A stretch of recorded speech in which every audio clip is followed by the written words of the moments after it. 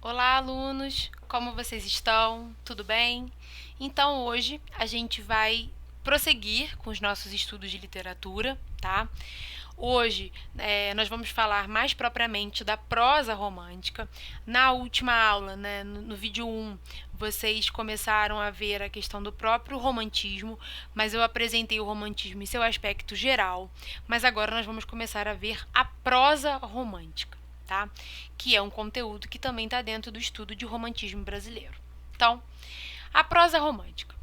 O romantismo proporcionou não somente a inserção de um novo modelo formal na lírica, que era na poesia, e a apresentação de um aprofundamento no sentimento amoroso, como também introduziu novos gêneros literários.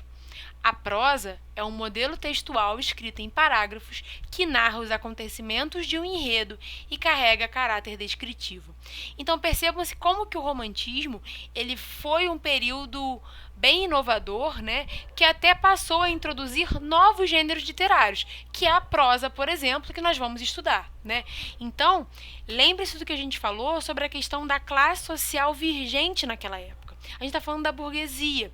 Então, nesse século, a classe social vigente era a burguesia. Lembre-se que na aula passada nós estávamos falando da independência do Brasil. Então, nesse momento, tanto na lírica quanto na prosa, os autores do romantismo brasileiro tomaram para si esse objetivo de representar o Brasil. Mas o Brasil, esse Brasil, que Brasil é esse, né? Então, os autores românticos, eles tomaram esse compromisso de criar uma cultura brasileira. Então, uma cultura brasileira que vai ser passada para os leitores por meio dessa literatura. Então, como a gente pode ver ali, após a independência do Brasil, em 1822, os escritores românticos tomaram para si o compromisso de criar uma literatura com traços da cultura brasileira. Com isso, a inserção do romance passa a narrar os acontecimentos da vida cotidiana, substituindo a epopeia. Então, agora eu não quero mais narrar fatos heróicos. Eu quero narrar o brasileiro. Eu quero narrar essa cultura brasileira, essa pluralidade brasileira, né? Então, voltado para a descrição de costumes do cenário brasileiro, a prosa do romantismo se subdivide em histórica, regional e urbana, tá? Quando a gente lê histórica, tá? Pensem que a gente está falando da indianista, tá? Histórica porque ela vai trabalhar com preceitos lá atrás, tá? Mas a gente vai falar mais propriamente disso agora. Então, quando a gente chama de romance histórico, seria esse romance indianista, porque é um momento em que os autores querem criar um passado para nós. Nós somos um país recém-independente, então nós queremos, por meio dos nossos antepassados, apresentar a noção heróica. E onde vão estar os nossos antepassados? No índio, né? Então, o romance indianista, né, tinha essa imagem, assim como a poesia romântica também tinha, o romance indianista ele tinha essa imagem do índio como esse herói, tá? Que era esse herói nacional. E como um herói nacional, ele carregava esse sentimento nacionalista, tá? A gente tem aqui, né, uma influência que contribuiu para a implementação do indianismo no Brasil foi a existência dos relatos históricos e descritivos da literatura informativa no século XVI, que colaborou com uma série de conhecimentos sobre a cultura indígena. Então, os autores passaram a ter referências sobre a cultura indígena a partir desses relatos históricos, tá?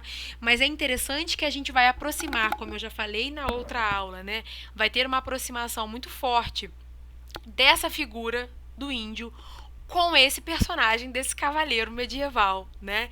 Então, essa figura nativa brasileira vai ser caracterizada e vai ser muito aproximado das virtudes de um herói medieval, tá? Então, uma coisa também muito importante a destacar, que há ali no ponto 2, que os romances indianistas destacavam muito a questão do choque cultural, tá? Que era esse homem nativo, esse selvagem, que na verdade não era selvagem nessa acepção da palavra, né? Ele era um homem nativo, e um homem branco. Então a gente tinha o índio e o colonizador. Esse choque também trabalhava muito, também era muito utilizado, até porque é na aproximação que a gente exalta as diferenças, né? Então, esse choque do selvagem com o homem branco, colonizador, esse índio com esse colonizador, era até para ressaltar as próprias diferenças de cada um, tá? As principais obras indianistas foram escritas pelo principal autor da prosa romântica, José de Alencar. Então, entre as prosas, podemos destacar o Guarani, Iracema e o Birajara. Vocês lembram que eu botei uma foto da Iracema no outro slide, né? Iracema em prosa, tá? Eu botei para ilustrar, mas aqui retomo Iracema para nós. É importante destacar que os romances eram publicados em capítulos, em formas de folhetins. Isso é muito interessante. Os romances, né, as prosas românticas, elas eram publicadas em formato de folhetim, que eram muitas vezes veiculados em jornais, tá? E o que acontecia?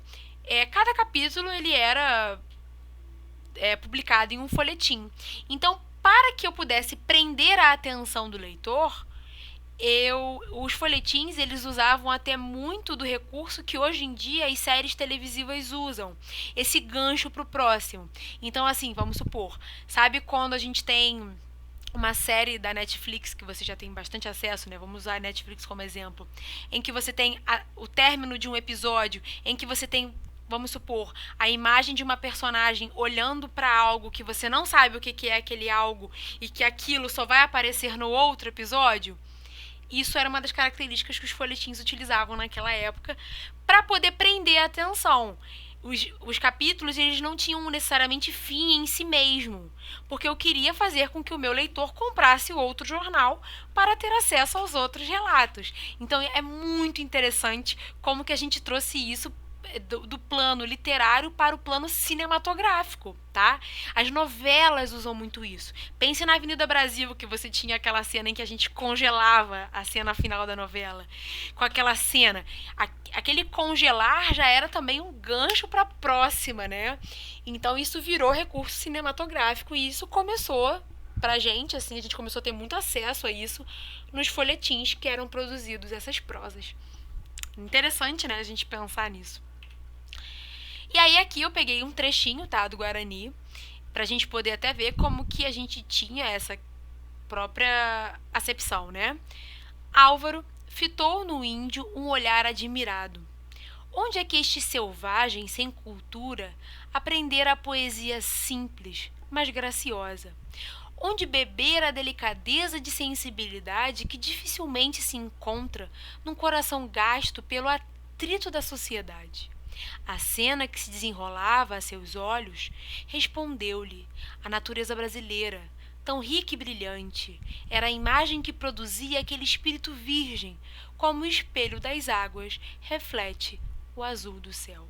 Percebam que aqui a gente tem Álvaro, que era um português, que olha para o índio e percebe que onde o índio, esse selvagem sem cultura, olha o embate, né? Como assim ele não tem cultura?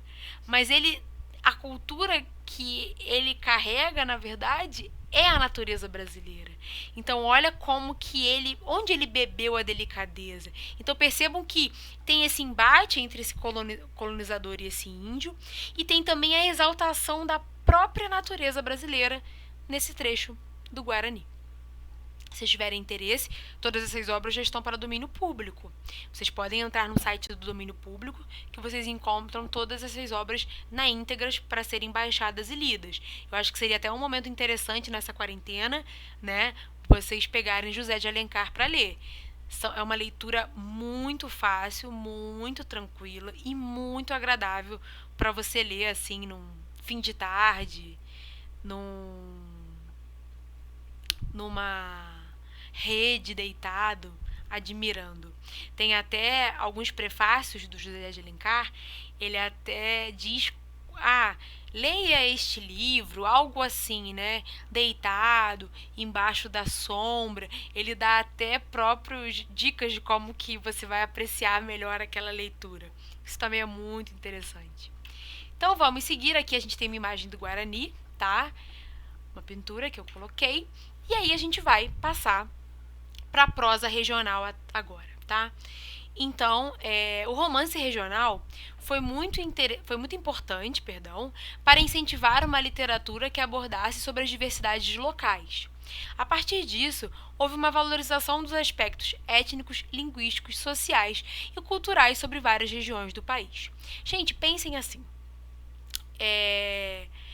Quando eu vou criar, pensem na questão propriamente da missão que os autores românticos tinham para esse período, né? Criar uma identidade do Brasil. Falar de Brasil é falar de pluralidade, é falar de pluralidade regional. Então, não poderia faltar um romance, um tipo de romance que mostrasse essa diversidade regional. Diversidade regional no aspecto linguístico, no aspecto social, no aspecto cultural. Nós somos um país, nós somos pertencentes a um país muito vasto e muito rico e muito diverso. Então, para que eu crie uma identidade propriamente nacional, propriamente brasileira, eu não posso deixar de contemplar as mais vastas regiões que o nosso país tem. Só que uma coisa muito interessante, que diferente do que a prosa indianista pôde fazer, que foi se basear nas novelas de cavalaria e nos textos medievais para criar essa caracterização desse índio, não existia nenhuma influência europeia que desse conta dessa prosa regional. Então, os autores tiveram que criar algo com um valor muito mais brasileiro.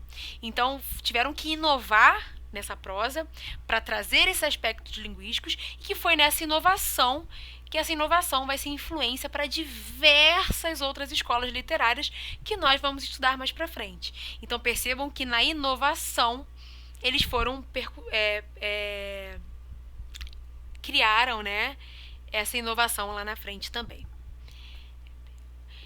Entre as regiões abordadas, podemos destacar a capital do Rio de Janeiro e as regiões Sul, Nordeste e Centro-Oeste. Além disso, é importante observar nessas obras o choque de valores e costumes, geralmente propagados por personagens que passam a conviver recentemente em um mesmo ambiente, mostrando alguns contrastes entre o meio urbano e o meio rural. Percebam que isso também é bem didático e, tal qual a prosa indianista, você tem essa aproximação. Essa aproximação, que na aproximação eu apresento o contraste, é na apresentação que eu reforço as diversidades. Então, entre o meio urbano e o meio rural. Tá? Então, entre as principais obras, podemos destacar Inocência e Retirada da Laguna, de Visconde de Tawny, O Gaúcho, de José de Alencar, e A Cabeleira, de Franklin Távora. Tá? Então, aqui no slide a seguir, tem um pequeno trecho da Cabeleira, tá? Para vocês verem como é que era representado essa própria prosa regional. O Cabeleira. O Cabeleira: grandes desgraças vamos ter, minha gente, clamou o mal-avisado roceiro. Estas palavras caíram como raios mortíferos no meio da multidão que se entregava, incuidosa e confiante, ao regozijo oficial. A confusão era indescritível. As expansões da pública alegria sucederam às demonstrações de geral terror. Homens, mulheres, crianças atropelaram-se, correndo, fugindo, gritando, caindo como impelidos por infernal ciclone. A faina do Cabeleira tinha, não sem razão, criado na imaginação do povo um fantasma sanguinário, que naquele momento se animou no espírito de todos e a todos a ameaçou com inevitável extermínio. Ouvindo aquelas palavras e sendo assim surpreendidos por uma ocorrência com que não contavam, os dois malfeitores instintivamente bateram mãos das Parnaíbas, primeiro para se defenderem, por lhes parecer que corria sua liberdade iminente perigo, e que para investirem com massa ingente, a qual, aliás, fugia como rebanho apavorado pela presença das onças. Os seus gestos concorreram para aumentar o terror da multidão, a qual, mal interpretando-os, imaginou que ia ter começo a carnificina.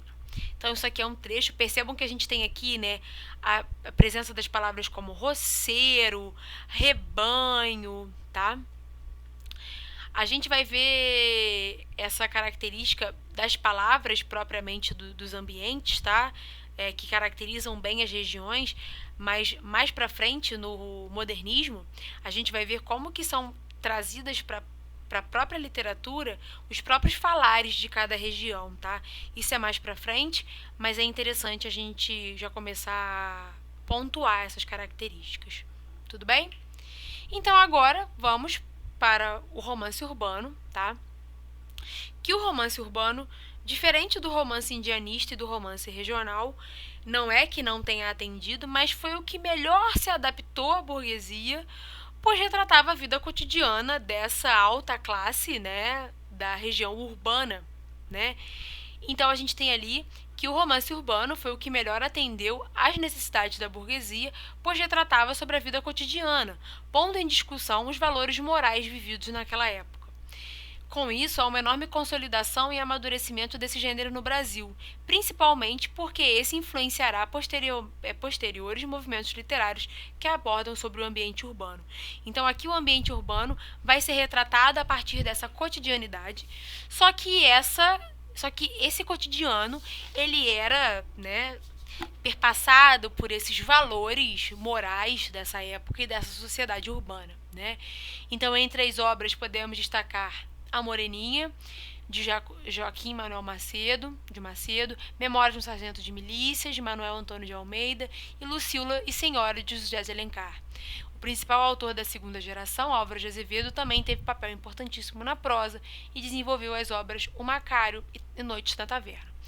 Então aqui é importante destacar, por exemplo, só para a gente falar sobre né, Lucília, de José de Alencar, conta a história para a gente ver bem esse vício, essas virtudes daquela sociedade, né?